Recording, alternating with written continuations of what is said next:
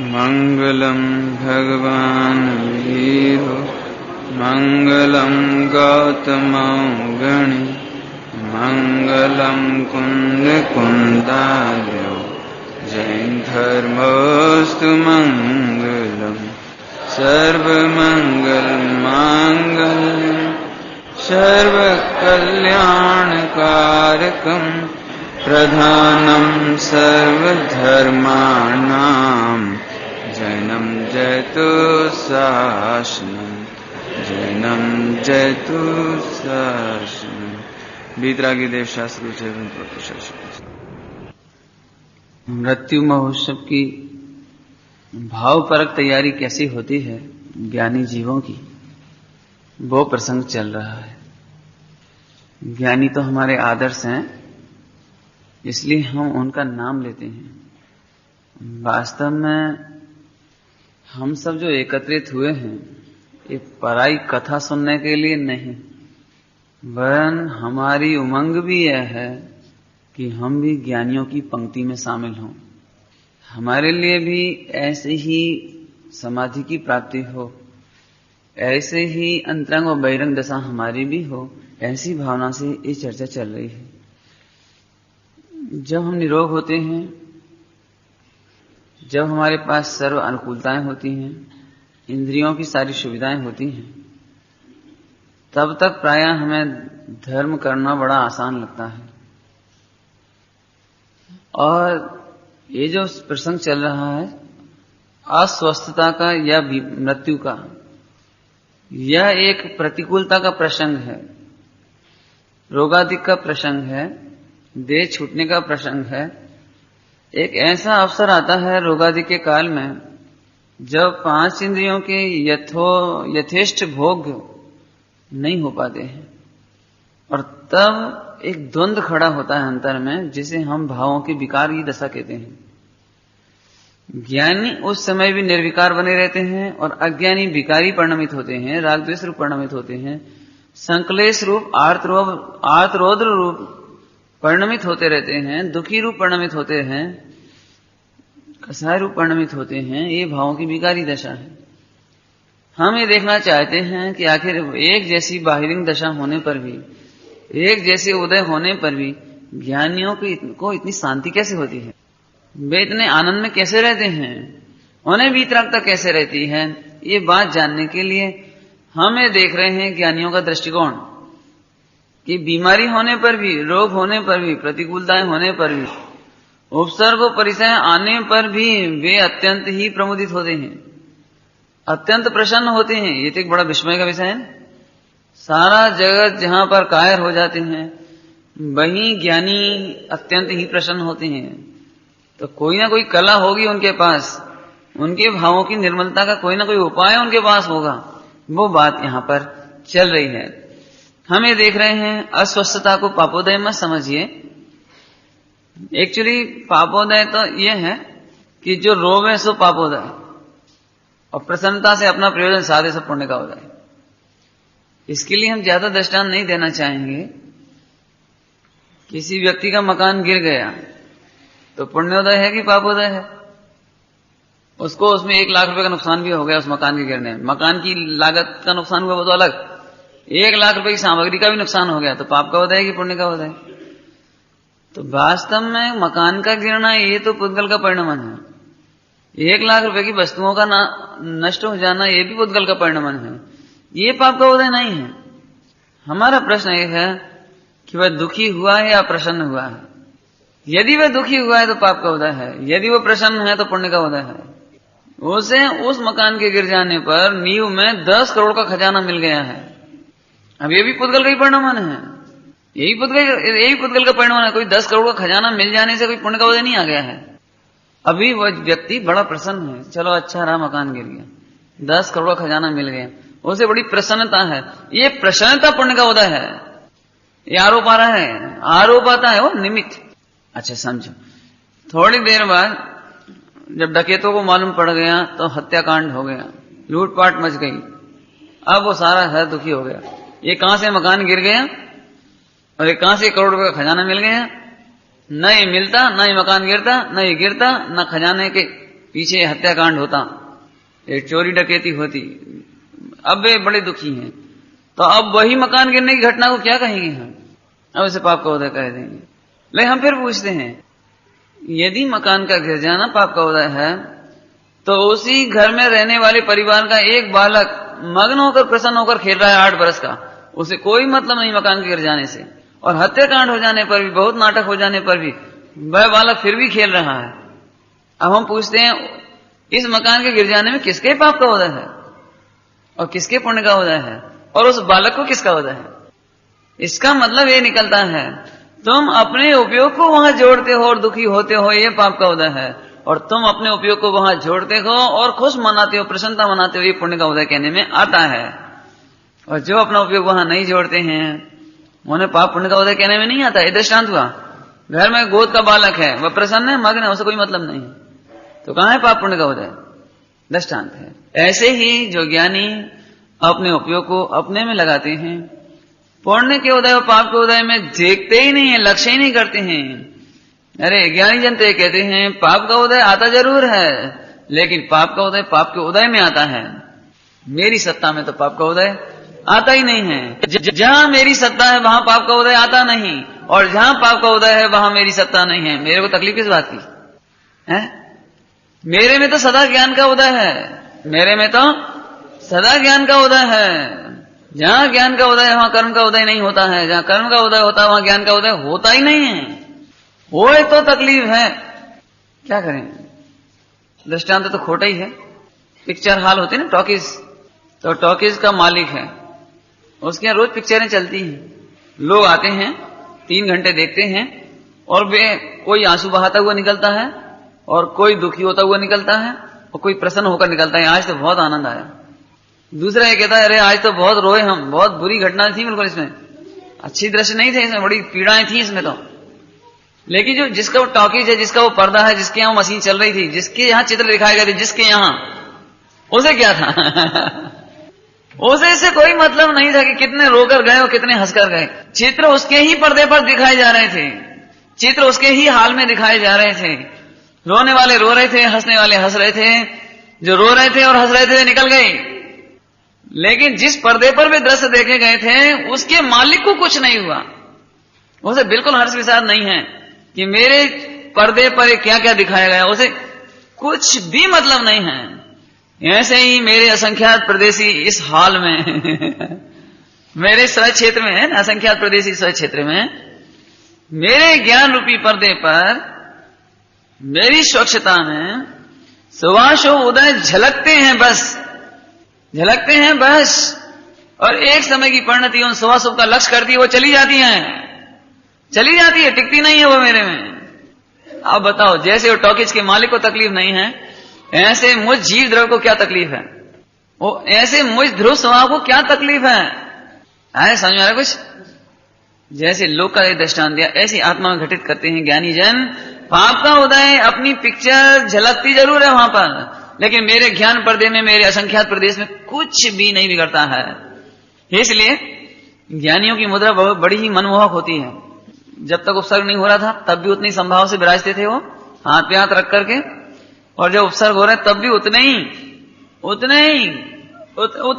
अरे रे, आदिनाथ मुनिराज को जब आहार नहीं मिला था तब भी उतने ही प्रसन्न चित्त से थे, और जब आहार मिल गया उस दिन ऐसी खुशियां नहीं मनाई, चलो भैया अब संकट टलो अब कम से कम अंतराय कर्म का कुछ उदीर्णा हुई तो आहार कुछ मिल गया, चलो अब तो ठीक रही।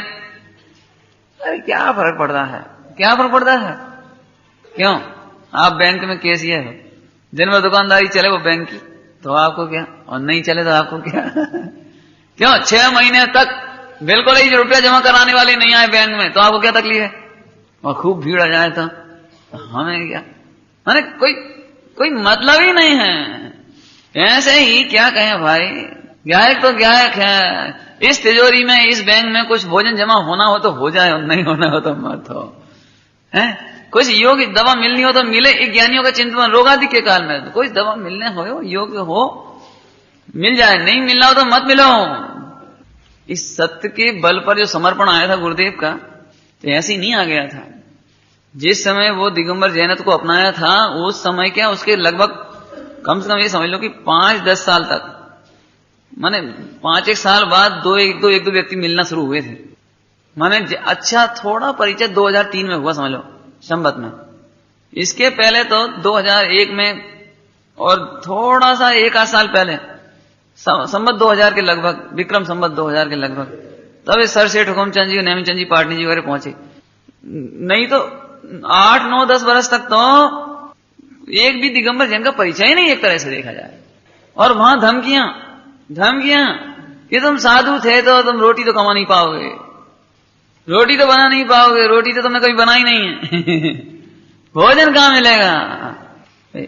दामोदर सेठ थे, दामोदर सेठ, उस समय उनकी 10 लाख रुपया प्रति वर्ष की आय थी उस जमाने में। नहीं 70-80 साल पहले की बात, 80 साल 90 साल पहले की बात। 10 लाख रुपए, बहुत बड़ा सेठ। ऐसे धमकी दी सोनगढ़ में आकर के, स्टार ऑफ इंडिया में धमकी दी, भोजन कहां करोगे, आगे तुम्हें लौट नहीं पड़ेगा। ऐसा दामोदर सेठ रोटियों के खातिर ये भाव, ये सत्य छोड़ा नहीं जा सकता। क्या गजब, रोटियों के खातिर ये कोई सत्य छोड़ा नहीं जा सकता। किसने दी होगी ये ताकत?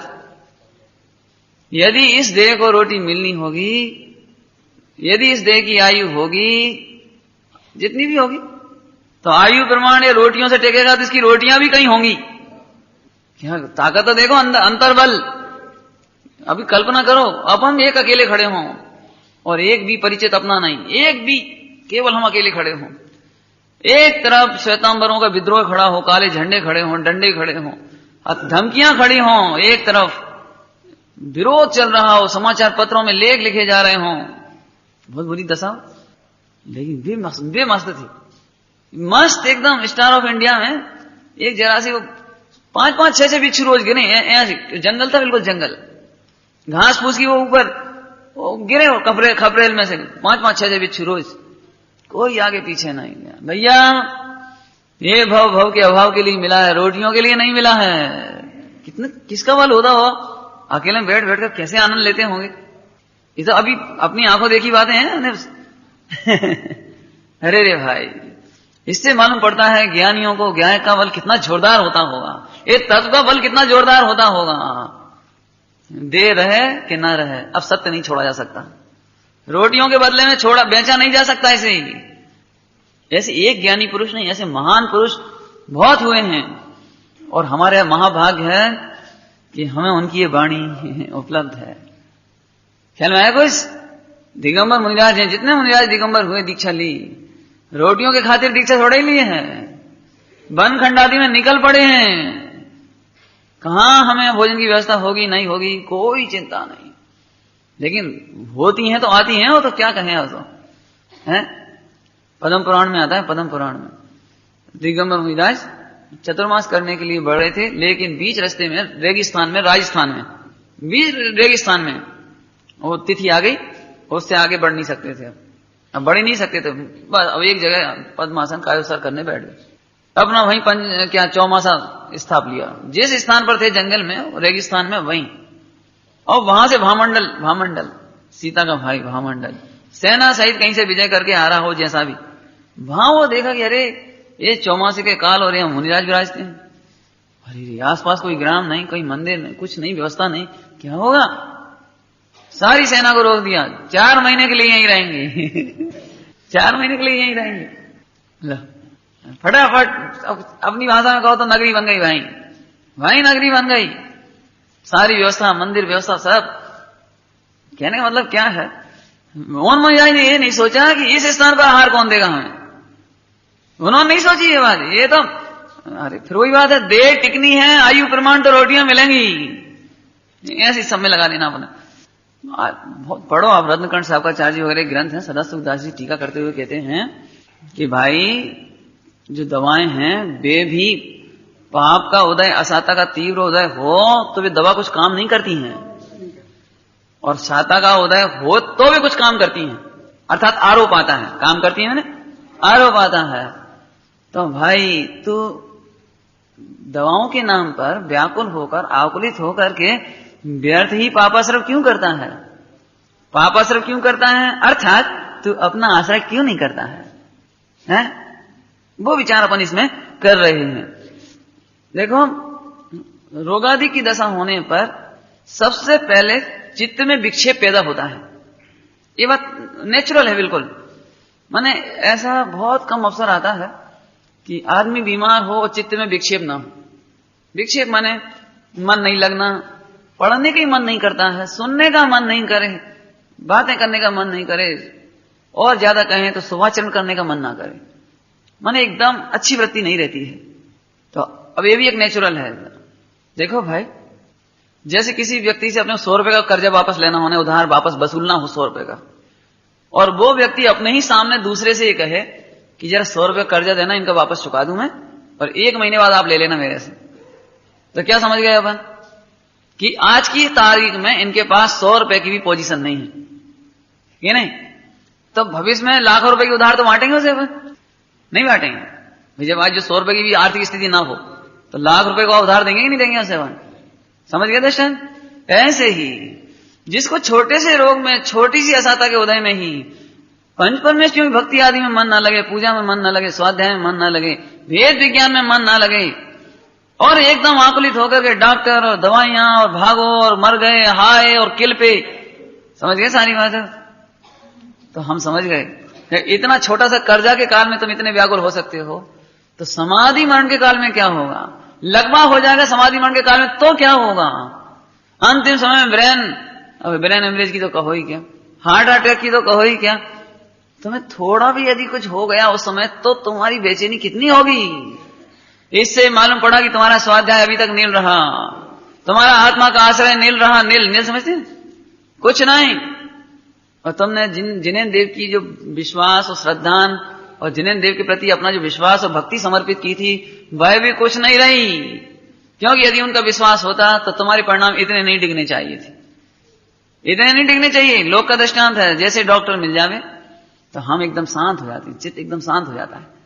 बोला तो ये तुम्हें पंच परमेश्वर का यदि विश्वास होता तो तुम्हारा चित्त शांत हो जाना चाहिए था। तो ये नेचुरल दशा बनती है। तो वो मैं पढ़ के सुनाता हूं। छोटी सी अस्वस्थता में बीमारी के कारण मिलते ही गहलता आ जाती है, स्वरूप की असावधानी हो जाती है, देवसास गुरु के प्रति अप्रीति हो जाती है। अब ये तो क्या कहें आपको, ये तो स्वस्थ दशा में तक हो जाती है।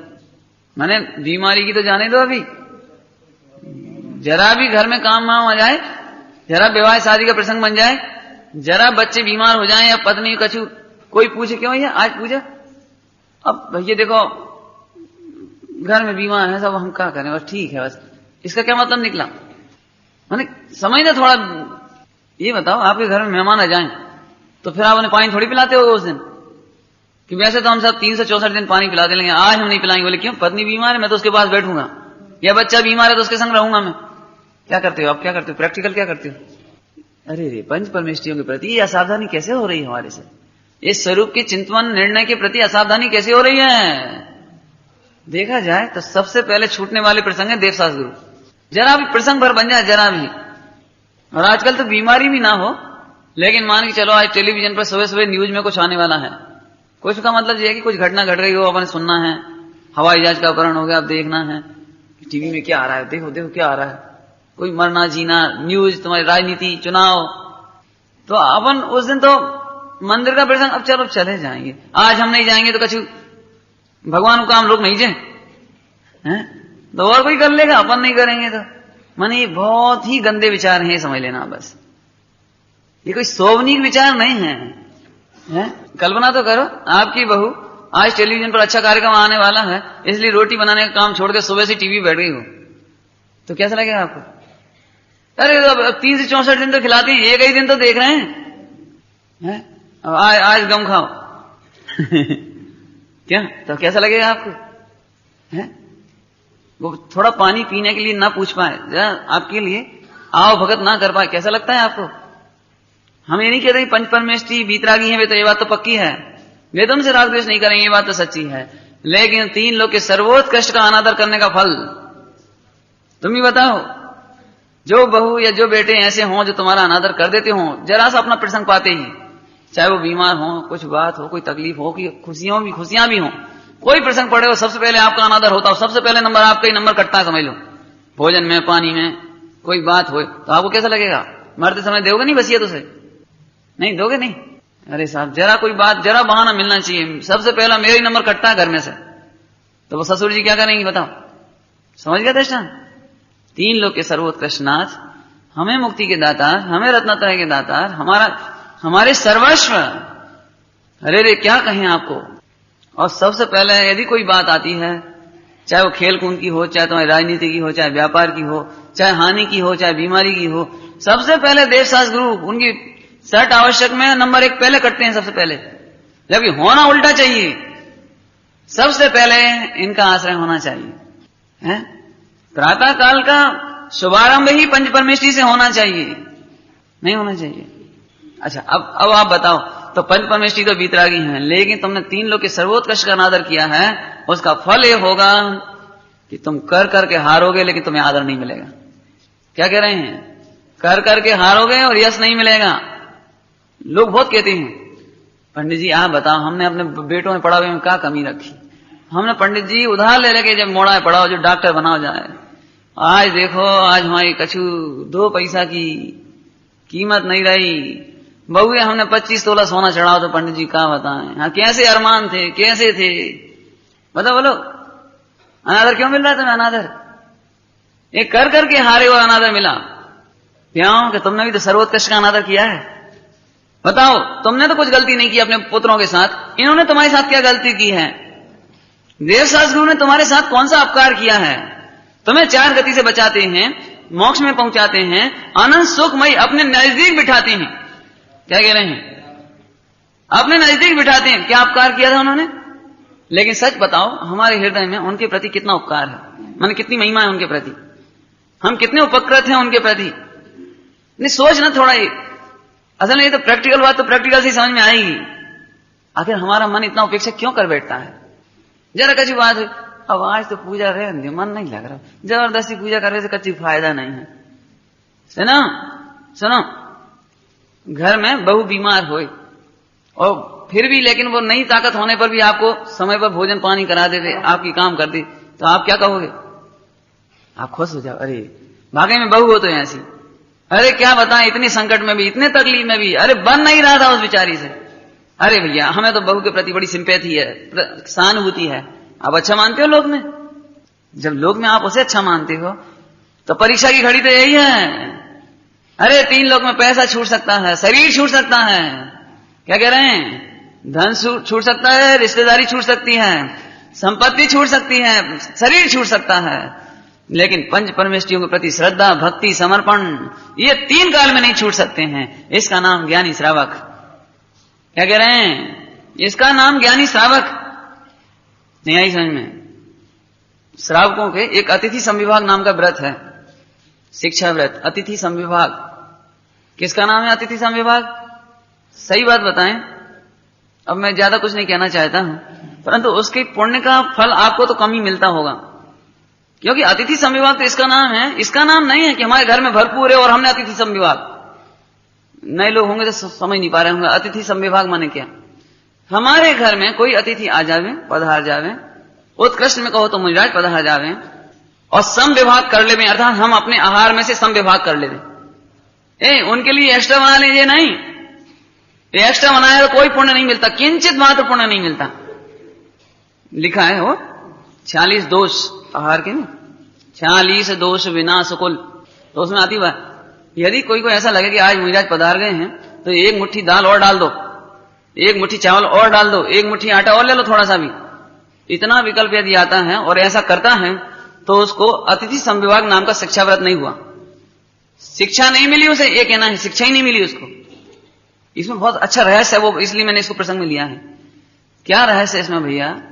इसका मतलब है कि आज यदि 1 कटोरी और आटा नहीं होता तो आप चौका नहीं लगाते, यदि 1 मुट्ठी दाल नहीं होती तो अब आप चौका नहीं लगाते, मुनिराज को आहार दान नहीं देते। इसका मतलब ये निकला, इसका मतलब आपकी श्रद्धा, भक्ति और समर्पण जब तक पुण्य का उदय है, जब तक सामग्री है, जब तक सामर्थ्य है, संपत्ति है, तब तक है। तो फिर कहां हुआ? फिर वो कहां हुआ? मान चलो आज नहीं हमारे घर में, फिर क्या करोगे? सुनो अब कथा सुनाते हैं आपको छोटी सी, लंबी नहीं करूंगा, धन्य कुमार चरित पढ़ा? धन्य कुमार चरित?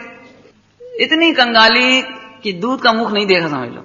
कहां तो सेठ थे, कहां सेठ थे, लेकिन पाप का उदय आ गया। पुत्र का जन्म हुआ, पिताजी का, उस पुत्र के पिता का मरण अर्थात पति का मरण हो गया। सब धन जाता रहा, मजदूरी खेतों में जैसे तैसे करने लगा बालक धन्य कुमार। वो पत्नी भी किसी सेठ के यहाँ बर्तन वगैरह सब भोजन वगैरह बनाने का काम करने लगी।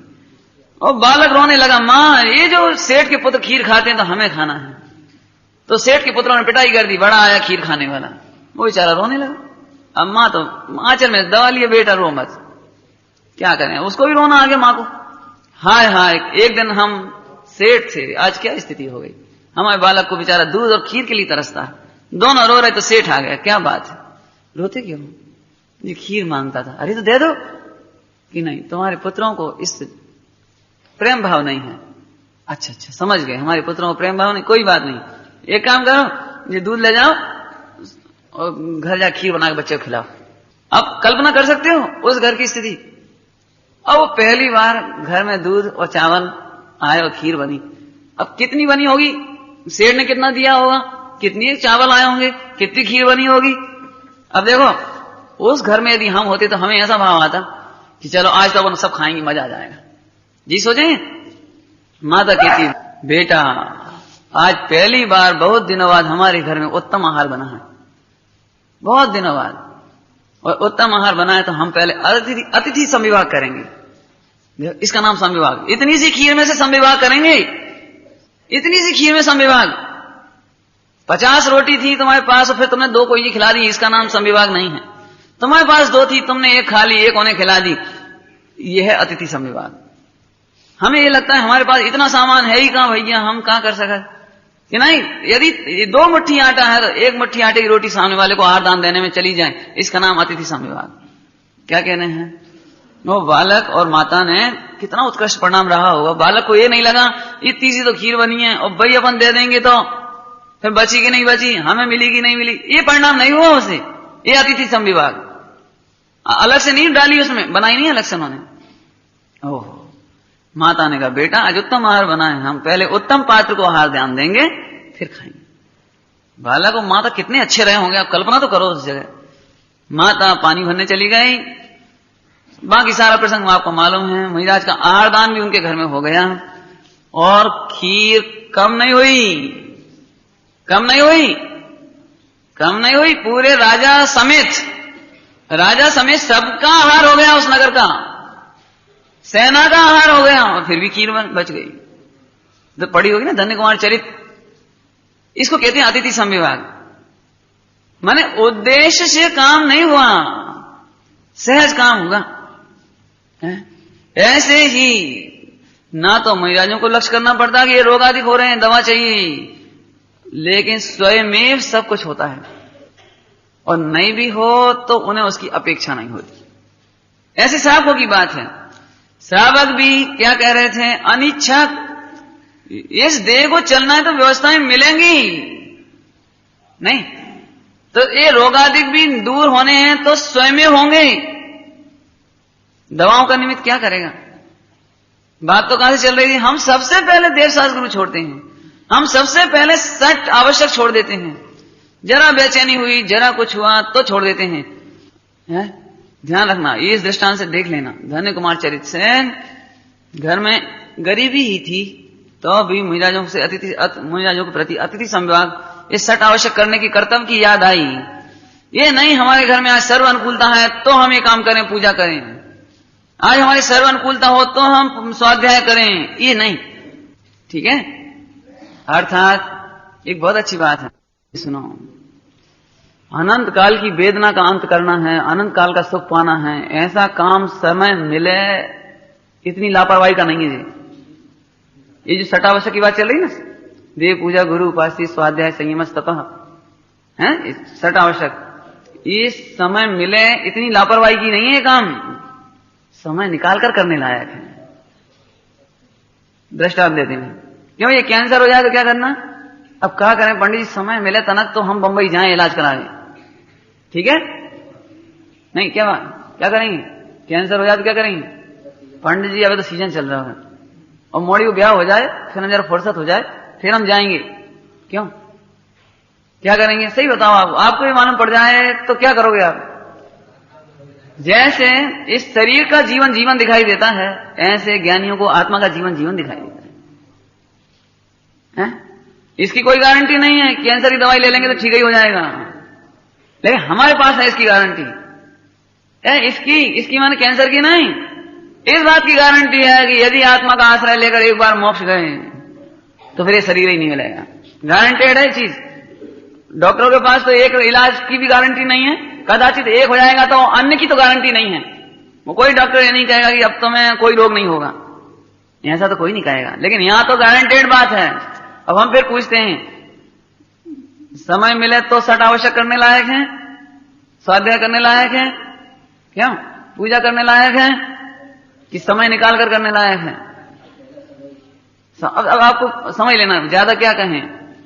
अरे भाई थोड़े रोग आ गए, हम चल विचलित हो गए, घबरा गए, पामर हो गए, दुखी हो गए, मरे, अरे रे चाहे तो तुम दवाई दे दो, अरे लोग भी कह देते हैं, क्या घर वाले भी कह देते हैं, देखो बाद में प्रायश्चित कर लियो, बाद में प्रायश्चित कर लियो, अबे तो ले लियो।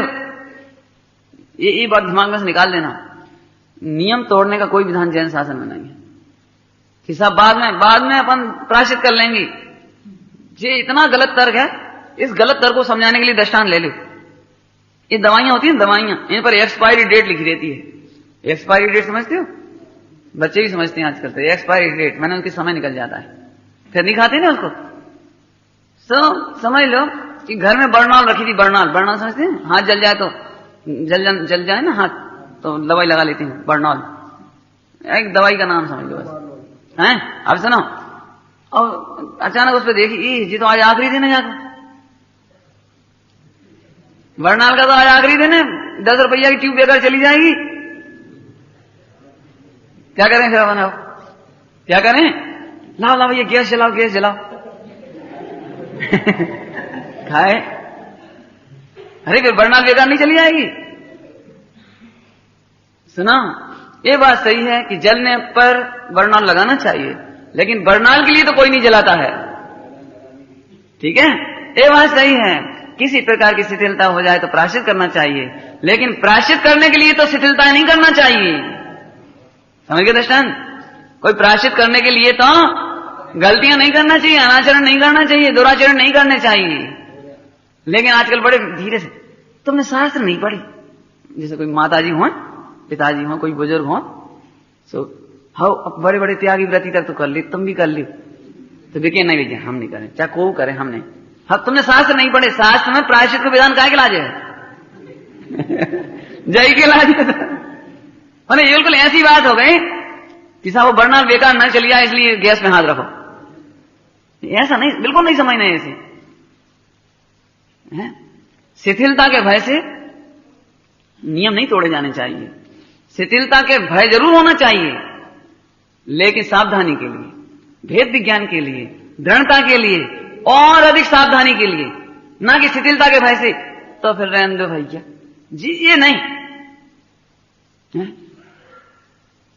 लोगों को ऐसे दृष्टांत मिल जाते हैं कि एक बार रात के पानी पी ले, लेकिन रात के पीवे के पानी की आकुलता मत करो। सेठ का दृष्टांत सामायिक कर रहे थे और पानी का विकल्प रहा तो क्यों, तो फिर अपने को रात्रि में पानी पी लेना चाहिए ना, रात्रि का पानी नहीं त्यागना चाहिए अपने को। मेंढक बनना है क्या तुम्हें? ये उल्टा दृष्टांत है, ऐसा नहीं है। सुनो, रात्रि में प्यास लगी तो रात्रि का जल का त्याग कर देना ये बुरा नहीं है। प्यास लगने पर भी भेद विज्ञान नहीं कर पाना ये बुरा है। रात्रि में प्यास लगने पर भी जो आकुलता हुई उससे भेद विज्ञान करके समता रस नहीं पा सके, स्वावलंबन नहीं पा सके, इसकी कमी थी। कमी तो इस बात की थी कि रात्रि के विकल्पों को जीता नहीं जा सका। तो ये कहां से सीख आ गई कि साहब रात्रि में पानी पी लेना चाहिए? और देखो बेचारे, देखो इतनी सामयिक करके बेचारे मेंढक में गए। अरे लेकिन मेंढक में चले भी गए कदाचित, पहली बात तो उनका अभिप्राय नहीं रहा, चलो थोड़ा सा परिणाम यदि विकृत भी हुआ, मेंढक में चले गए। फिर पता है फिर क्या हुआ? मेंढक के काल में भी वही संस्कार याद आए, फिर वही भगवान की भक्ति करने के लिए चल दिए, और फिर वो हाथी के पैरों तले मरे मेंढक। और श्रेणिक तो बाद में पहुंचे समोसरण में, वो पहले पहुंच गए और वहां सम्यक दर्शन ले लिया। मेरा कहने का मतलब है तो नुकसान कहां होगा? शिथिलता ग्रहण नहीं करना भाई, शिथिलता बिल्कुल ग्रहण नहीं। अब तो बरनाल का दृष्टांत बहुत अच्छा है, मान कोई प्रायश्चित का नाम लेकर के शिथिलाचरण नहीं करना चाहिए। इतनी चर्चा तो क्यों कर रहे हैं? ये बात सही है, उस समय हताशा बहुत होने लगती है, घबराहट बहुत होने लगती है, हमें ऐसा लगने लगता है कि अब मरे, तो उस समय कुछ स्थिति दिखाई नहीं देती है। हम ये कहना चाहते हैं इस प्रसंग में कि तुम उस समय अपना अवलोकन करो, भेद विज्ञान का साहस बढ़ाने की चेष्टाएं करो। क्यों? हे आत्मन, अभी तो छोटा सा ही रोग है, अभी तो छोटी सी ही पीड़ा है, इसमें तुम इतने उतावल हो गए, इतने विचलित हो गए, तो फिर मरण काल में जब और बड़े बड़े रोग होंगे तब तुम्हें क्या होगा? चलो हे आत्मन, यदि तुम फिर भी आकुलित रहे और इस आकुलता में यदि पाप का उदय तीव्र ही होगा तो दवाएं क्या करेंगी? अवक्ष भक्षण की दवाइयां भी क्या करेंगी? अवक्ष। एक ही उपाय है, समता रखो। हे आत्मन, यदि फिर भी तुम आकुलित होकर के मरण भी हो गया कदाचित दवाई खाते खाते भी, अवक्ष खाते खाते, और नरकादिक में चले गए, तो यहां तो थोड़ी देर की ही वेदना सहनी है, नरक में कितनी वेदना सहोगे? विचार करो। देखो, विचार की ताकत तो आपको बढ़ानी पड़ेगी। एक बात मैं कहना चाहता हूं, कदाचित आप में से बहुत सारे लोग ऐसे होंगे कि बीमारी के काल में स्वाध्याय सुनते हैं, लेकिन मैं उसमें थोड़ा सुधार कहना चाहता हूं। सुन करके थोड़ी देर का टाइम पास किया जा सकता है, सुन करके थोड़ी देर के लिए मन बहलाया जा सकता है, चलो आज हमारी स्वाध्याय पूरी हो गई। हम ये चाहते हैं कि उस विकट परिस्थिति से आप जीत पा रहे हैं कि नहीं, निपट पा रहे हैं कि नहीं पा रहे हैं। माने जो परिस्थिति आ गई है रोग आदि की, और जो आपके परिणाम चलित हो रहे हैं, उन पर आपकी विजय हो रही है कि नहीं हो रही है।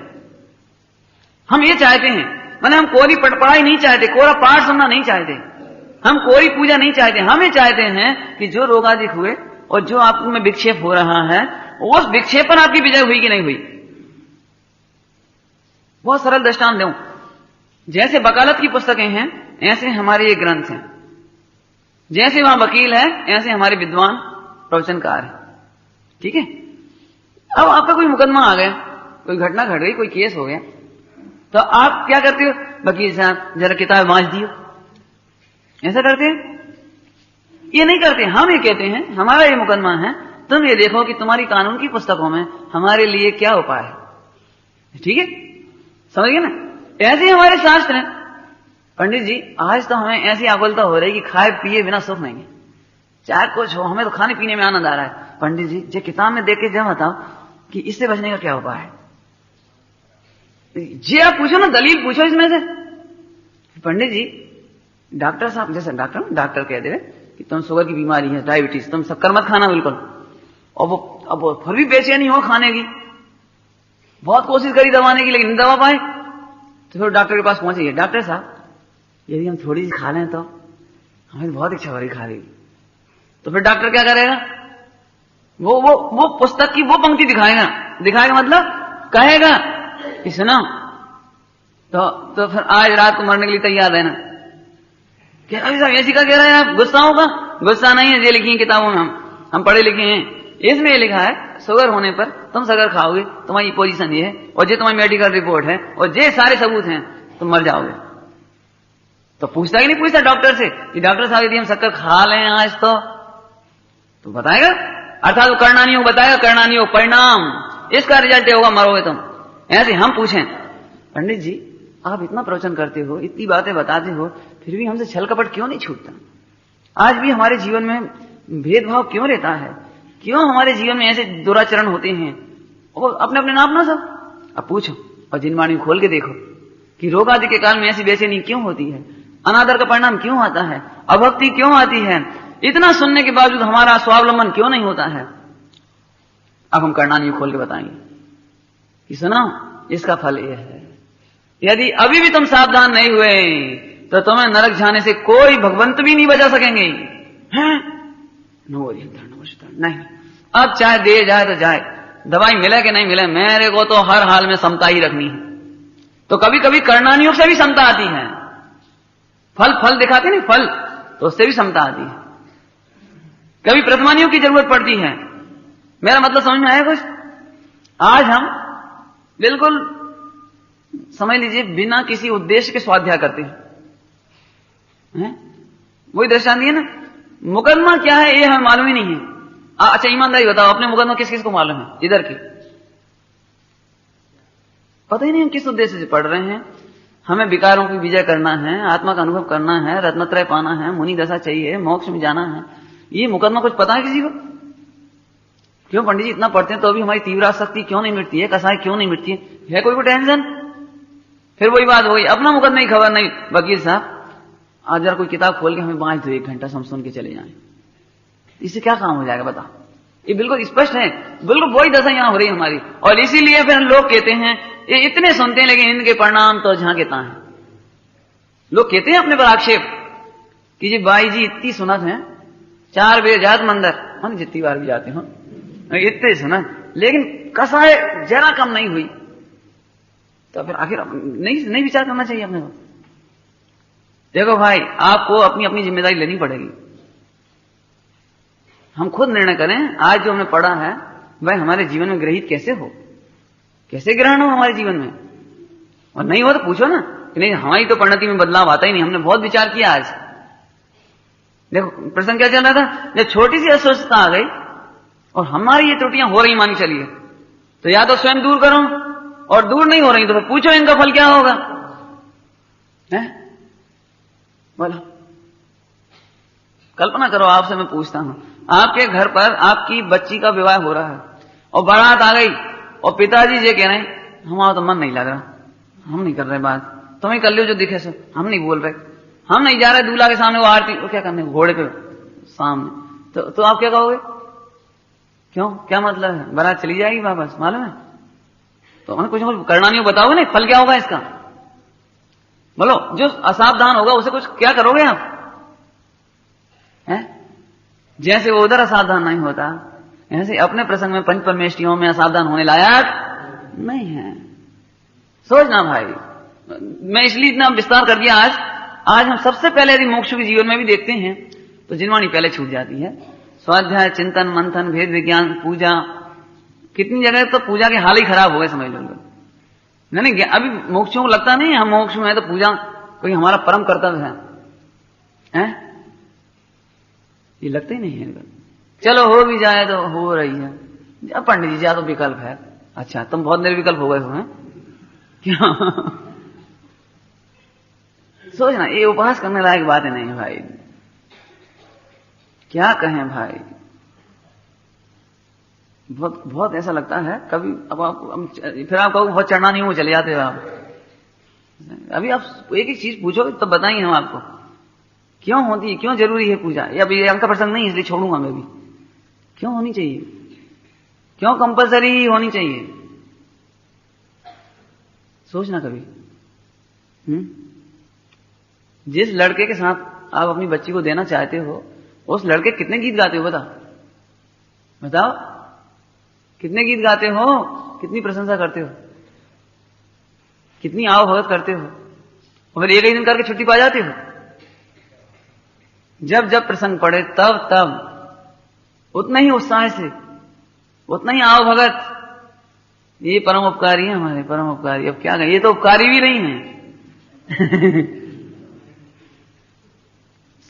नहीं अब सोचना, जैसे धन का प्रयोजन है वो धनिकों को कैसे अवगत करता है लोक में, नहीं कहते? जिनसे जो विद्या सीखनी हो, कला सीखनी हो, उनको कितनी अवगत करते हो। बोलो,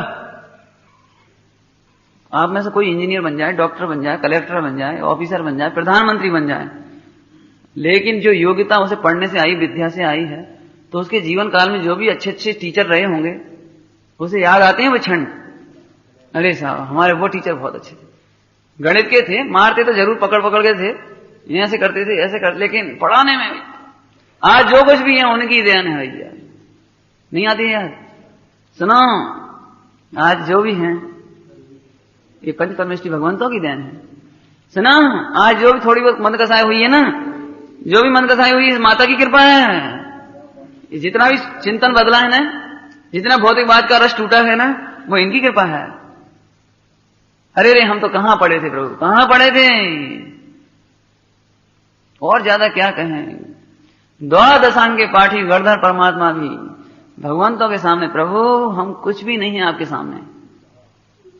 क्या कह रहे हैं, द्वादशांग के ज्ञानी अंतर्मूर्त में द्वादशांग की रचना कर ले में, चार ज्ञान के धनी, ऐसे त्रिलोक पूज्य गणधर परमात्मा ये कहते हैं प्रभु आपके चरणारविंद के सामने आपकी मैं कुछ भी सड़ा हुआ तिनका से भी गया बीता हूं। ये देखो भक्ति कितनी आती होगी। अब तो समझ क्या है, ये वाली बात जल्दी सीख जाते हैं, मैं सिद्धों का सिद्ध हूं, मैं सिद्धों का बाप हूं। क्यों समान है ना, अब क्या बात है। ये शोभा नहीं देती। सिद्धों के सामने जाते हैं, भगवंतों के सामने जाते हैं, अरे बताइए उन्होंने ये बात तो उनके चरणों में भिस जाते हैं, उनके चरणों में, अरे प्रभु आपने तो, प्रभु आपने एक गायक बताया, तिहूं लोक में नाथ अनुपम जताया, फिरा ढूंढता सुख विषयों के माही, मिली किंतु उनमें असह वेदना ही। असह वेदना महाभाग्य से आप से देव पाए, महाभाग्य से। किसी भक्तियां जयमाला पढ़ो तो पूजा है। खटकती है अस्थिरता जन्य प्रभो दोष भारी, खटकती है राग आदि परिणति विकारी, विश्वास है नाथ, खटकती नहीं है केवल, विश्वास है नाथ ये शीघ्र मिटेगी। क्या चीज मिटेगी? जो खटकती थी, राग आदि परिणति। स्वभाव के सन्मुख कैसे टिकेगी, कैसे टिकेगी?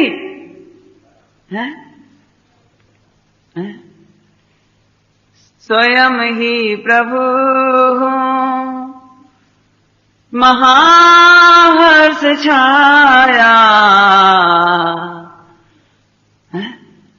महानंद मैंने स्वयं में ही पाया, हुआ हर्ष क्या है? स्वयं ही प्रभु दिखे आज मुझको, महाहर्ष मानो मिला मोक्ष ही। इतनी भक्ति आती होगी। 1 करोड़पति के पास एक भिखारी गया तो करोड़पति को दया आई, अरे रे तुम भीख मत मांगो, आज तुम ही करोड़पति, लो जे करोड़ रुपया, जे लो महल, जे रहे सब। फिर वो क्या करेगा? इस करोड़पति सेठ, मैं और तू बराबर नहीं। क्या करेगा वो? एकदम हक्का वक्का आंखें फाड़ के चरणों में गिर पड़ा। अरे ये तो, अरे अब तो जीवन भर हम आपको भूल नहीं सकते। ये हमारे भगवान का उपकार है, जिन्होंने आपको भगवान बताया है, भगवान बनने की कला दी है, पापों को जीतने की कला दी है, दुखों को अभाव करने की कला। इनके कितने गीत गाए और तुमने 5 मिनट में ही। अरे पंडित जी ये कहूँ कहा फर्क पड़ा, जेवी पुद्गल की शर्म नहीं आती तुमको? मैं नहीं कहता हूं बनारसी दासी ने लिखा है, जिनके भव स्थिति अल्प रह गई है उन्हें इनमें और भगवंतों में अंतर दिखाई नहीं देता। क्या लिखा है? प्रतिमाओं में और साक्षात जिनेंद्रिय में अंतर उन्हें दिखाई नहीं देता जिनके भव की स्थिति अल्प रह गई है। सोचना ये बहुत, कभी कभी तो ऐसा लगता है ये प्रकरण छूट गया, आज के हिसाब से देखा तो ये प्रकरण छूट गया, लेकिन दशा बाकी में खराब दिखाई देती है। सुना, ये बात तो सही है कि जिस तरह परिणाम निर्मल हो वो करने लायक है, इसमें कोई दो राय नहीं है। लेकिन आचार्यों ने महाकरुणा करके, वे जानते थे कि तुम्हारी दशा ऐसी नहीं है कि परिणाम निर्मल हो जाएं। केवल पढ़ लेने का नाम निर्मलता नहीं है, केवल विचार कर लेने का नाम निर्मलता नहीं है। तब वे जानते थे तो सट आवश्यक बताएं कि नाना प्रकार से अवलंबन लेकर स्वावलंबन लेना। क्या कह रहे हैं? बहुयुक्तियों से अब तो कर राग को विनष्ट, बहुयुक्तियों से, बहुयुक्तियों से अब तो कर राग को विनष्ट, भूतार्थ यज्ञ द्वारा मैं भी प्रभु बनूंगा, मैं पाप तो तजावे अब पुण्य भी तजूंगा, भूतार्थ यज्ञ द्वारा मैं भी प्रभु बनूंगा। देख लेना भाई, आपका जीवन बहुत, इसमें तो बढ़नी चाहिए ये चीज आपकी पूजा में। और देखो, क्रियाकांड बढ़ाने की बात नहीं कर रहे हैं हम, कोरे क्रियाकांड की बात नहीं चल रही है, ये क्रियाकांड का प्राण चल रहा है। हम ये नहीं कह रहे क्रिया भी होगी, लेकिन क्रिया का ये प्राण है, बढ़नी चाहिए ये बात। माता को तो पहले दिन बालक का जन्म हुआ तो भी उसके प्रति बहुत ममत्व होना, और जब 20 साल का हो, 25 साल का हो गया और 50 साल का हो गया तो भी। शंकर दयाल शर्मा थे ना, शंकर दयाल शर्मा अभी राष्ट्रपति थे पहले, तो उनकी माँ भोपाल में अभी जीवित है, वो तो गुजर गए, शंकर दयाल शर्मा। तो वो जब जावे तो मेरे बेटे को बेसन के लड्डू पसंद है तो लड्डू बना के भोपाल से वहां ले जाएंगे। हाँ जी, क्या बात है। उनकी माँ इतनी बूढ़ी और जे अलग इतनी, शंकर दयाल जी चले ही गए और माता जी अभी हैं उनकी। कहने का मतलब क्या निकला? उस माँ की ममता को तो पूछो, राष्ट्रपति होगा तो हो गया होगा, ममता उमड़ती है वो तो है। अरे तुम ज्ञानी हो गए होगे और पंचम गुण स्थान वर्ती हो गए होगे और 2 का 7 चौकड़ी का भाव हो गया होगा, तुम्हें तो बीत रहा कि देश शास्त्र गुरु के प्रति और भक्ति उमड़नी चाहिए, गहराई बढ़नी चाहिए। समझना भाई, सभी लोग समझना, ये स्वच्छंदता ग्रहण करने की कोई बात नहीं है इसमें। सुबह की बात भी हम ही कहते हैं और अभी की बात भी हम ही कह रहे हैं। गुरुदेव श्री से पढ़ लो आप, श्रावक धर्म प्रकाश। गुरुदेव श्री ने श्रावक धर्म प्रकाश का क्या प्रवचन किया है। लोगों ने तो लगता है कि उन्हें आचरण की बात नहीं करते। पढ़ के देखो श्रावक धर्म प्रकाश गुरुदेव क्या कहते थे। अरे भाई 7 बजे शाम को पानी आ कैसे गए हम जेनी के सामने, इतने नाराज हुए गुरुदेव। पानी आ कैसे गए? सब गलती से नौकर ले आया। तो बोले गलती से नौकर कैसे ले आया? तुम्हारे घर की संस्कृति होगी तो नौकर लाया होगा। इतना डांटा था बॉम्बे में, बापू तमें सामणवा लायक नहीं तुम सुनने लायक नहीं हो, ऐसा कहते थे। अरे क्या कहे भाई हम सोचते थे आज ये प्रकरण पूरा कर देंगे और हो नहीं पाता, हम बहुत बैठ जाते हैं। लेकिन भाई कमी दिखती है तो तकलीफ भी होती है थोड़ी सी। हम ये कहते हैं यदि आपको लगता है ये मंदिर हमारे हैं, ये भगवान हमारे हैं और ये इतना उपकार, अरे क्या बताएं इनका उपकार, तो आपको बिल्कुल, मैं तो बल्कि क्या कहूं, मेरा बस चले तो एक एक को हाथ पकड़ के कॉल करा करूं, बोलो भैया, बोलो भैया तुम इनको अपना तो कहते हो लेकिन तुम दिखते क्यों नहीं? पूजा करते हो क्यों नहीं दिखाई देते? क्या कहें भाई, एक बार कोई पिक्चर का हीरो इधर आ जाए तो वहां खड़े मत देखना तुम। एक बार कोई तुम्हारे खेल कूद का कोई हीरो आ जाए तो उधर मत खड़े रहना। कोई आवारागर्दी की बातें हो तो वहां मत खड़े रहना। नहीं, 3 लोग के सर्वोत्कृष्ट नाथ के नजदीक खड़े होने में अपना महा सौभाग्य समझना। क्या कहें भाई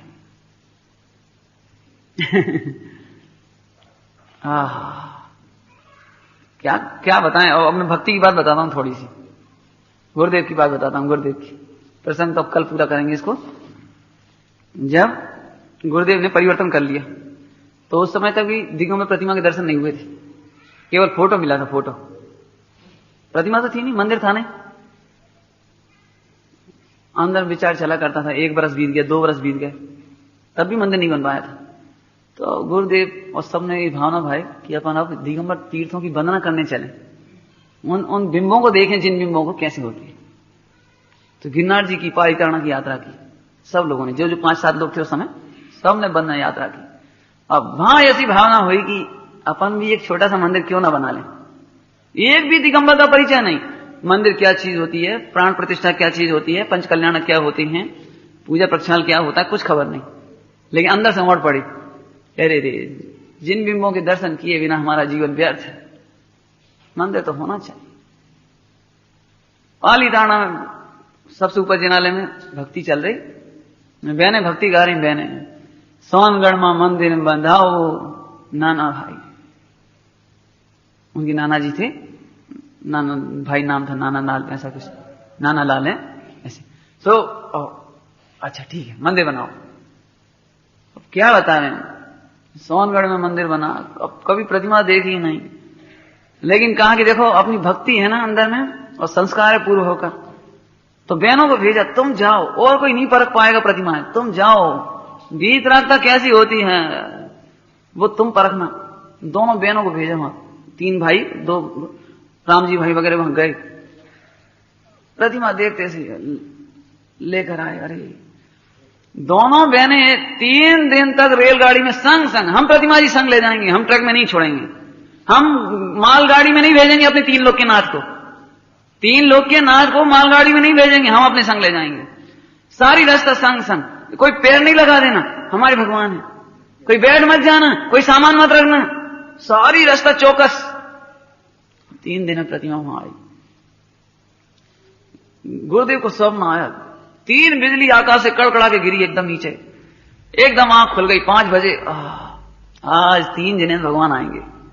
मेरा मन कहता है आज 3 जिन में पधारेंगे। उस समय इतनी मीडिया नहीं थी, सुविधा नहीं थी इतनी। बस देखते से प्रतिमा, अब क्या करें। चैन सुखदास जी से उस समय पंच कल्याण कराए, जिस प्रकार से व्यवस्था बनाई, जिस प्रकार से, मुश्किल से 150-200 लोग उस समय पंच कल्याण क्या पंच कल्याण भी हो गए। अब समस्या आएगी इनकी पूजा प्रक्षाल, तो फिर वहां से पालीताना के मुनीम को बुलाया, ए भैया हमें प्रक्षाल करना सिखाओ।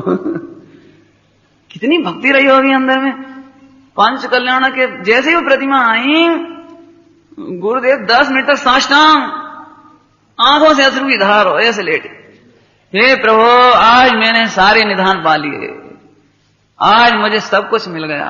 ये प्रतिमाओं के सामने 10 मिनट आंखों में आंसू की धार। क्या है, सीखा हो, प्रक्षाल करना सीखा, पूजा करना सीखा। और उसने 20 पंथ के हिसाब से कोई केले वगैरह चढ़ने लगे, केले वगैरह 20 पंथ के हिसाब से चलने लगी परंपरा। अपने यहां से फूलचंद जी वगैरह पहुंचे, जगनमोहन लाल जी कटनी पहुंचे कि साहब ये हमारे आमना में ये केले वगैरह देखो, ये सड़े होते हैं, ये केले गल जाते हैं, रखे ये हमारे में। अच्छा बात तो सही है, सचित नहीं चढ़ना चाहिए फल। ऑर्डर, आज से यहां सचित पूजा बंद, दीपक जलाना बंद, एक झटके में। भक्ति कितनी आती होगी। मैं गुरुदेव को इसलिए दृष्टांत देता हूं, मोक्षों के सामने तो खूब देता हूं, राजकोट वगैरह में तो खूब। ये गुरुदेव श्री की वो भक्ति थी, और एक आज हमारी भक्ति देख लो। आज क्यों है हमारी भक्ति में इतनी कमी। सावधान, क्या कहें भाई, यदि गुरुदेव को दोष लगाने में, उन्हें अपबात कराने में, उन्हें बदनाम कराने में थोड़ा बहुत भी हाथ है तो वो हमारा ही है। गुरुदेव ने तो हमें सर्वांग जिन शासन सौंप दिया था, ये जिनवाणी का सर्वांग पहलू हमें सौंपे थे। है? क्या बता मैं, एक एक चीज याद आती है वहां की भक्ति। अरे वो एक वृक्ष खड़ा था तो गुरुदेव, नहीं चाहे हमारा परमागम मंदिर बने कि नहीं बने, लेकिन पेड़ नहीं कटेगा। एक पेड़ है नीम का, नहीं कटेगा, बिल्कुल नहीं कटेगा, मंदिर बने कि नहीं बने। क्या गजब ही हो गया, बिल्कुल कटे। अब कौन काट सके, जब गुरुदेव की मनाही हो गई। तब अपने आके जी फूलचंद जी पहुंचे, फूलचंद जी कि साहब अपन श्रावक की भूमिका में हैं, तो श्रावक तो मंदिर बनाने में, प्रभावना करने में इतना काम कर सकता है, मेरा मन नहीं बोलता है। तो फूलचंद जी ने रातों रात छिपके कटवाया। लेकिन गुरुदेव के बस लगते पेड़ क्या ये काट नहीं सकता है कोई। प्रवचन भरे प्रवचन में, भरे प्रवचन चलते में कोई बच्चा यदि पेड़ छू रहा हो, पत्ते तोड़ रहा हो, ए भाई उसे रोको भाई। पहले तुम्हें नहीं मालूम एक एक पत्ती में अनंत जीव हैं, अनंत भविष्य के सिद्ध हैं, तुम्हारे भूतकाल के अनंत माता पिता हैं। स्याही में असंख्यात जीव पढ़ते हैं, स्याही में गुरुदेव ने पेन से नहीं लिखा, नहीं भैया हमारी तो करुणा है, ये जी मर दी। तो ये तरह उनका इतना अच्छा चरणानियोग था, ओम नमः शिवाय, ये तरह उनका इतना अच्छा चरणानियोग था, ओम नमः शिवाय।